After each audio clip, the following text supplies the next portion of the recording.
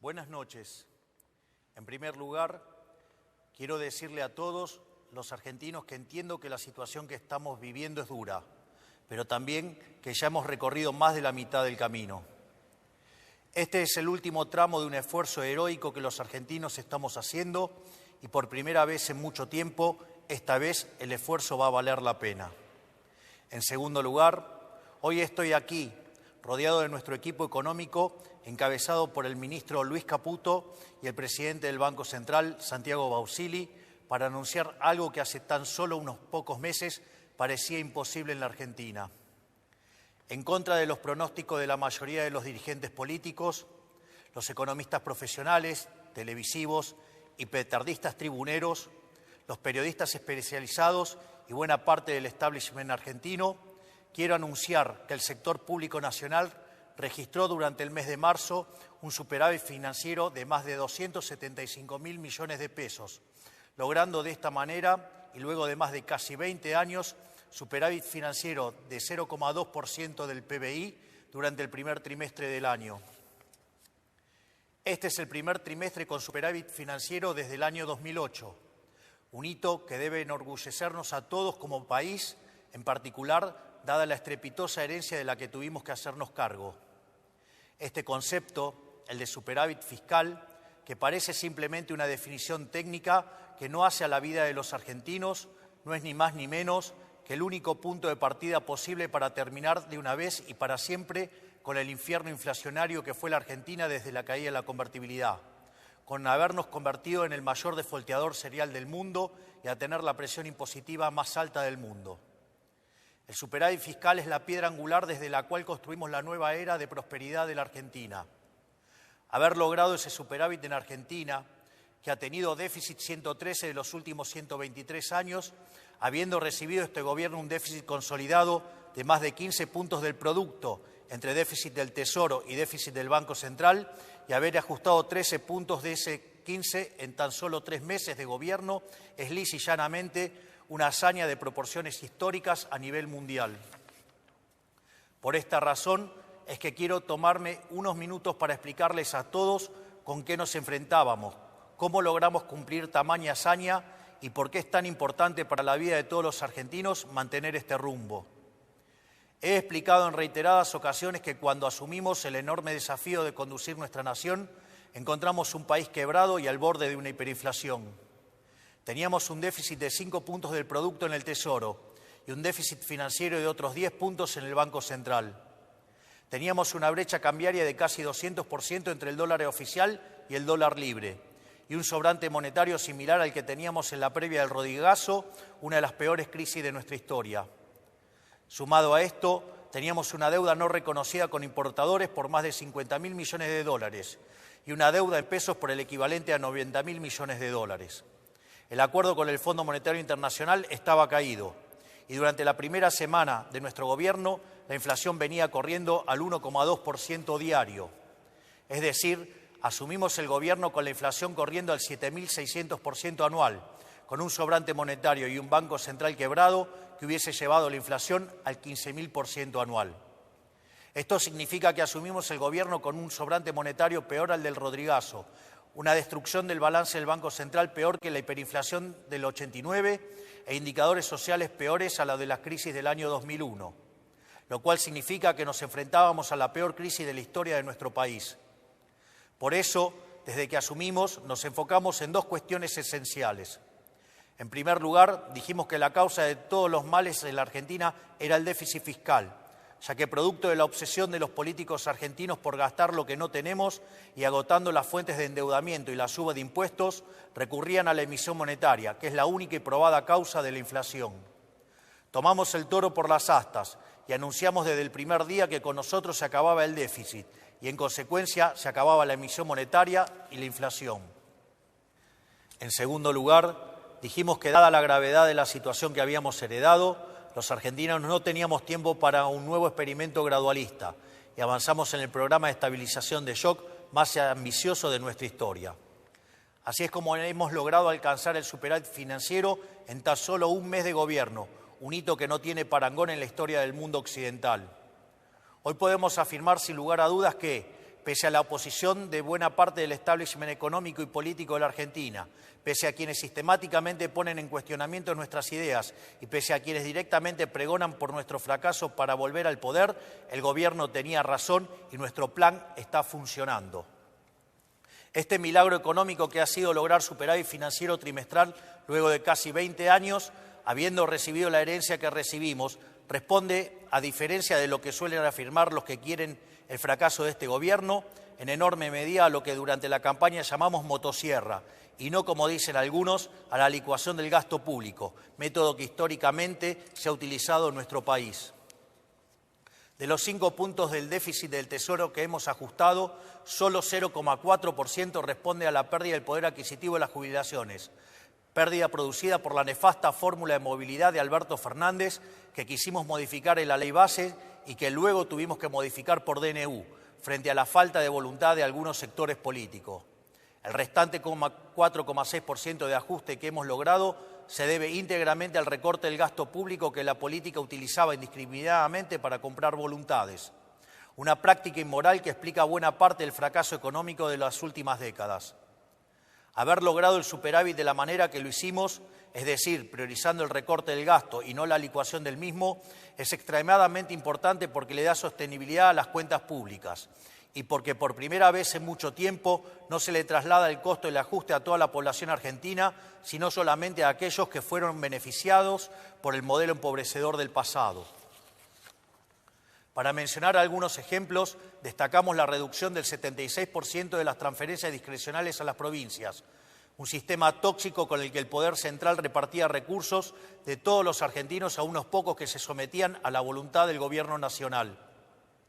También una reducción drástica del 87% en la obra pública, históricamente vinculada al festival de corrupción que ha sido la Argentina los últimos 20 años, donde se gastaba dinero los contribuyentes en rutas que no conducían a ningún lado o en obras que se inauguraban 5 veces y nunca se terminaban.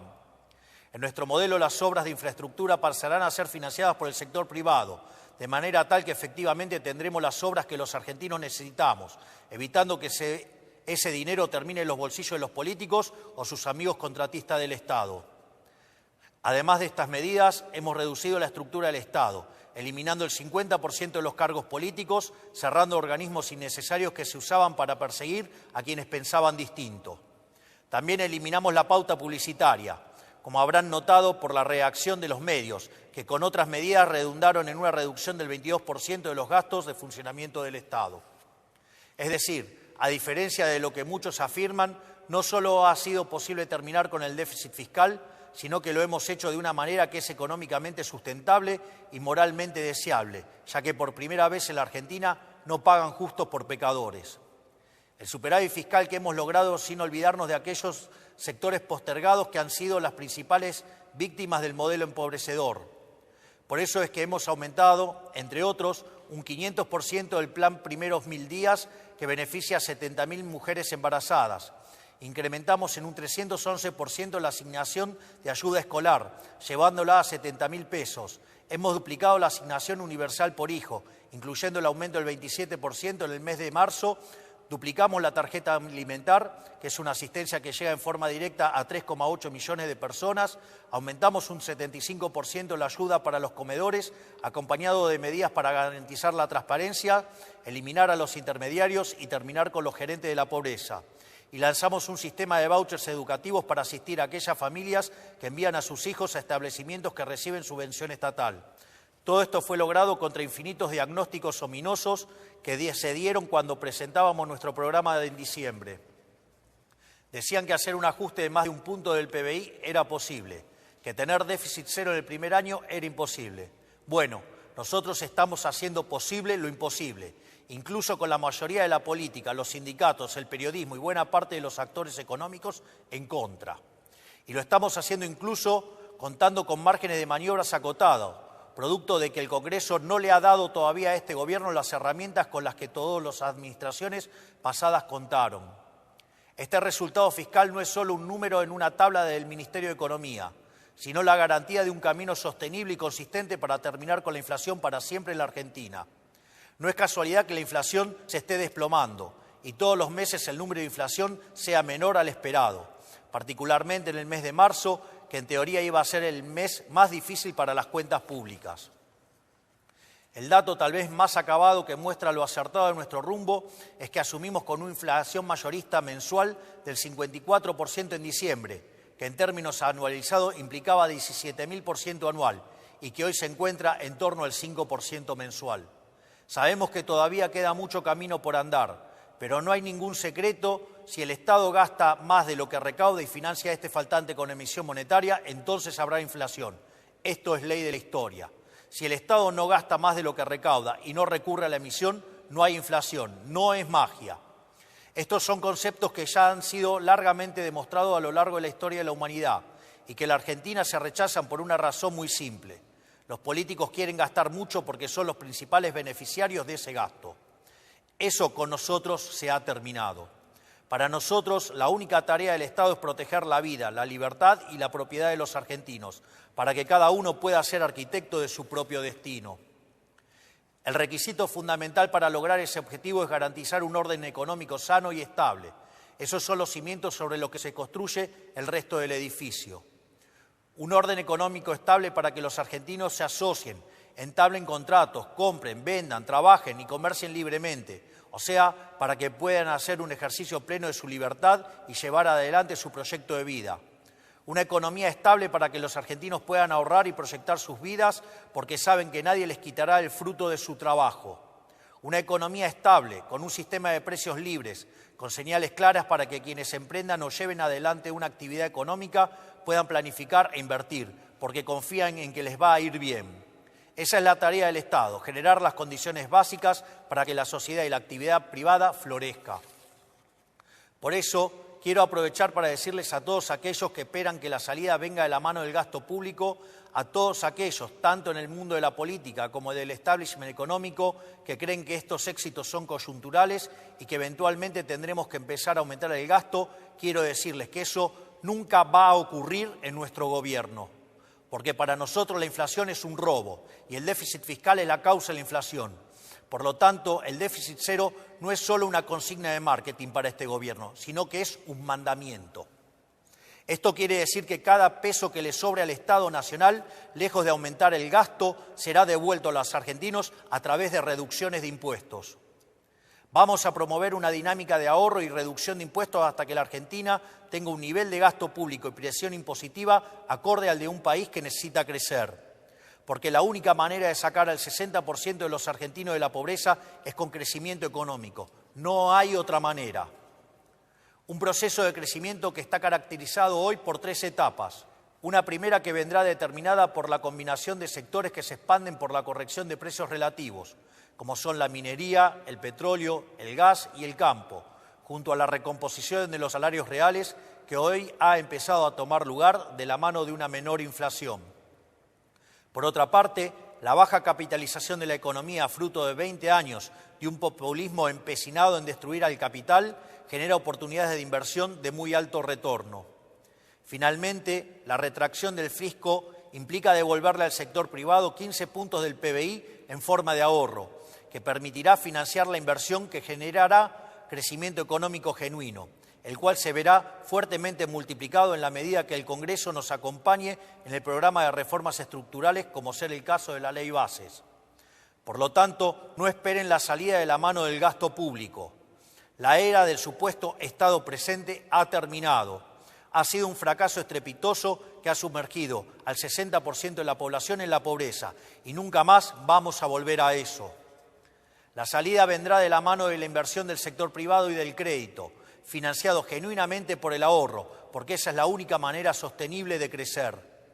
Ahí radica el secreto del éxito de todos los países desarrollados del mundo. Un Estado que vela por la vida, la libertad y la propiedad de los individuos, y un sector privado pujante que arriesga, apuesta por el país y genera riqueza. Quiero cerrar estas palabras destacando la enorme tarea que está llevando adelante nuestro equipo económico, liderado por Luis Caputo y Santiago Bausile, que teniendo todo en contra, decidieron poner el pecho para intentar sacar este país adelante, motivados únicamente por el patriotismo de saber que las decisiones las toman los que dicen presente. Estos hombres que tengo a mi lado, estos patriotas que tenían un país prendido fuego por delante, no solo no le dieron la espalda, sino que corrieron hacia el fuego para intentar ayudar a sus compatriotas. Mientras otros subían, ellos corrían hacia el fuego. Mi gratitud y reconocimiento para ellos. Para finalizar, quiero decir que nada de todo esto podría ser posible sin el esfuerzo heroico de la mayoría de los argentinos que están sufriendo, pero que saben que este es el único camino posible si queremos un futuro mejor para nuestros hijos. No hay día que pase que no me asombre a mí y a todos los que nos acompañan la entereza con la que los argentinos están enfrentando este desafío. No hay alternativa más que rendirse a los pies de un pueblo que ha decidido abandonar la esclavitud y a emprender el largo camino por el desierto hacia la tierra prometida. Con el compromiso de que quienes formamos parte de este gobierno vamos a dejar la vida para sacar este país del infierno que hemos recibido. Muchas gracias, que Dios bendiga a los argentinos y que la fuerza del cielo nos acompañe.